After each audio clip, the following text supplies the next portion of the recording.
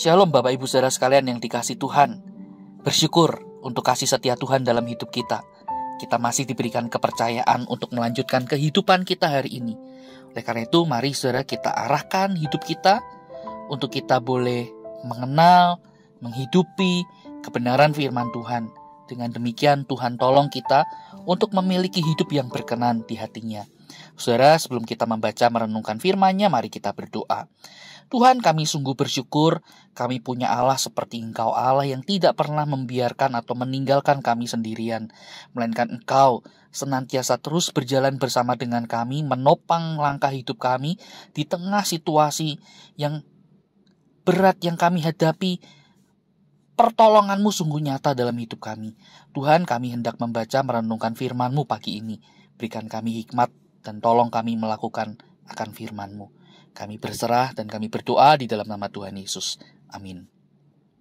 Saudara, mari kita membaca satu bagian firman Tuhan dari kitab Yehezkiel, pasal yang ke-28 ayat yang pertama sampai dengan ayat yang kedua. Demikian firman Tuhan.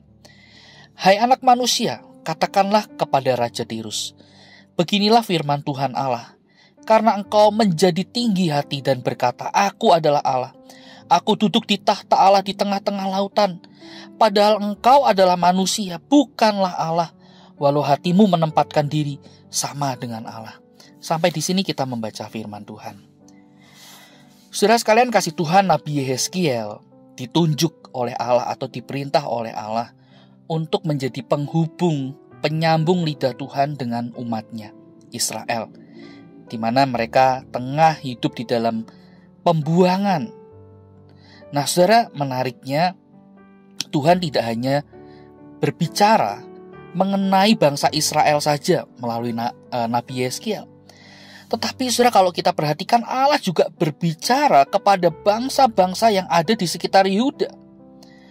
Nah, bagian yang tadi kita baca, salah satunya bagaimana Allah menyampaikan teguran yang begitu keras melalui Nabi Yehezkiel untuk bangsa Tirus. Nah, saudara, apa yang menarik dalam bagian ini? Yang pertama, saudara, kalau kita lihat konteksnya, saudara, bangsa Tirus itu adalah salah satu bangsa yang pada masanya, pada waktu itu, dikenal sebagai bangsa yang makmur, bangsa yang maju dengan berbagai macam teknologi-teknologi yang ada pada masa itu, dengan berbagai macam pencapaian-pencapaian mereka. Selain Mesir, ya bangsa Tirus adalah bangsa yang maju. Nah, tetapi yang menarik adalah yang terjadi pada Raja Tirus, saudara. Karena pencapaian demi pencapaian yang diperoleh oleh bangsanya. Nah, saudara, Raja Tirus menjadi lupa diri. Ia menjadi tinggi hati atau sombong. Ia mengagungkan diri. Ia menyamakan dirinya dengan Tuhan. Bahkan kalau kita lihat, saudara, hal ini didasari kenapa? Karena Raja Tirus itu dikenal sebagai raja yang berhikmat, raja yang pandai, pintar, bahkan dikatakan melampaui Daniel. Semuanya ini membuat Raja Tirus lupa diri dan ia menjadi sombong, menyamakan dirinya dengan Allah. Karena itu, saudara, Allah mengutus Yehezkiel untuk menyampaikan teguran, menyampaikan penghukuman yang akan diterima oleh Raja Tirus. Bagaimana dikatakan Raja Tirus akan mati di tangan orang asing dari bangsa yang paling ganas. Mereka akan menggunakan pedang untuk melawan hikmat Raja Tirus. Kita bisa melihat di ayat yang ke-7 dan ke-8. Nah, saudara, dalam bagian ini kita belajar apa? Yang pertama, saudara, tidak ada yang salah dengan yang namanya hikmat atau kekayaan, kepandaian. Kepandaian, kekayaan, kita bisa lihat, kita bisa pandang sebagai bagian dari berkat Tuhan atas umatnya. Nggak ada yang salah dengan semuanya itu. Tetapi yang kedua, bagian ini juga berbicara kepada kita. Janganlah hal-hal yang demikian tadi, kepandaian atau kepintaran, kekayaan dan lain sebagainya, membuat kita pada akhirnya menjadi lupa diri. Kita akhirnya menjadi tinggi hati atau sombong. Kita mengagungkan diri sendiri. Dan di dalam kesombongan kita mungkin kita berpikir kita tidak perlu Tuhan, kita tidak butuh Tuhan. Nah saudara, oleh karena itu yang ketiga bagian ini mengingatkan kita. Mari saudara, kita gunakan segala berkat Tuhan itu dengan tanggung jawab. Tidak membuat kita lupa diri, melainkan makin membuat hidup kita bersyukur dan bergantung kepada Tuhan. Kalau bukan karena Tuhan, kita tidak mungkin bisa memiliki semuanya ini. Oleh karena itu, mari kita waspada, saudara.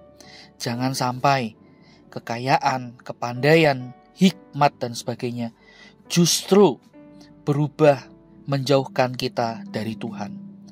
Tuhan memberikan kita berkat untuk makin kenal Dia, makin mengasihinya, dan kita juga hidup menjadi berkat, bukan untuk membuat kita jauh dari Tuhan, jauh dari sesama, membuat kita lupa diri, sombong, hingga akhirnya kita juga merasa aku tidak butuh Tuhan.